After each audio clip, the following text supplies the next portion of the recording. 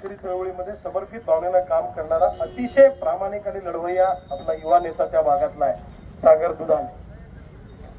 शेतकरी एकता, अरे जोरानं म्हणा ना, शेतकरी एकता, कर्जमाफी, कर्जमाफी। आजच्या या शेतकरी मोर्चाला प्रामुख्याने उपस्थित असलेले शेतकऱ्यांचे कहवारी माननीय रविकांत भाऊ तुपकर, तसेच या भागाचे माननीय किरण भाऊ ठाकरे आणि माझ्या जमलेल्या तमाम शेतकरी बंधू आणि भगिनींनो, आज आपण फार मोठ्या प्रमाणात इथं आपल्या मागण्यांसाठी जमा झालेलो आहे। पण मित्रांनो, ज्या प्रमाणात आपल्यावर सरकार अन्याय करत आहे ते प्रमाण अजूनही आपल्या मोर्चाच्या संख्येत दिसत नाही। आपण खर तर लेकरा बायका सहित उपस्थित राहिलो पाहिजे।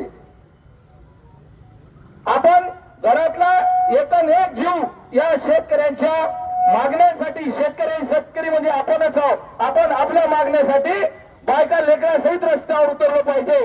जोपर्यंत आपण रस्त्यावर पूर्ण ताकदीने उतरणार नाही तोपर्यंत आपल्याला न्याय मिळू शकत नाही।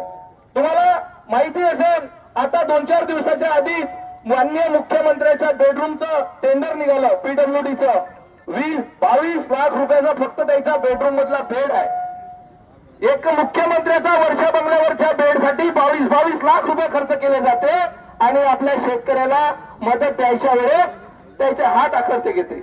मागच्या वर्षी फळबागेचं अनुदान 36,000 रुपये पर हेक्टर होतं आणि 3 हेक्टर पर्यंतची मदत दिली जात होती।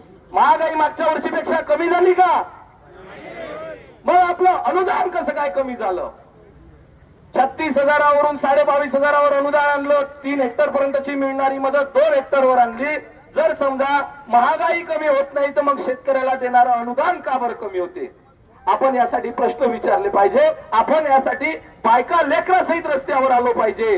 पण मात्र मित्रांनो, खंत ही आहे की आपल्याला आपल्याच मागण्यांसाठी आपले लाख रुपये सरकारवर पीक विम्याचे राहते, आपण त्याच्यासाठी रस्त्यावर उतरत नाही, पण कामगार कल्याणच्या पेटेसाठी आपण आपल्या बायका तिथं रस्त्यावर पाडला होतो।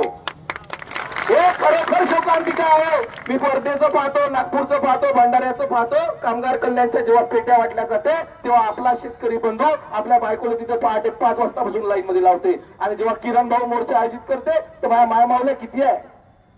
एवढ्याच आहे का शेतकरी? विचार करायला पाहिजे आपण की हे सरकार अन्याय करते, हे सरकार त्याच्यामुळे अन्याय नाही करत, त्याची वृत्तीच अन्यायाची आहे, पण आपण अन्याय सहन करून घेणारे आहोत म्हणून सरकार अन्याय करते। आपण जर अजूनही सुधारणा केली नाही तर आपली हालत श्रीलंकेपेक्षा बेकार होईल आणि आपल्याला नेपाळपेक्षा जास्त आक्रमक होत या चोरांना रस्त्यावर फिरणं बंद करावं लागेल।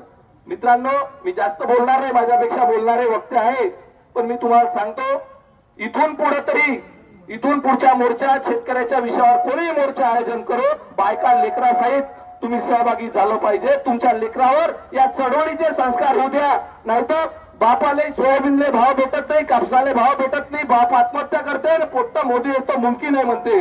हे कुठेतरी थांबलं पाहिजे।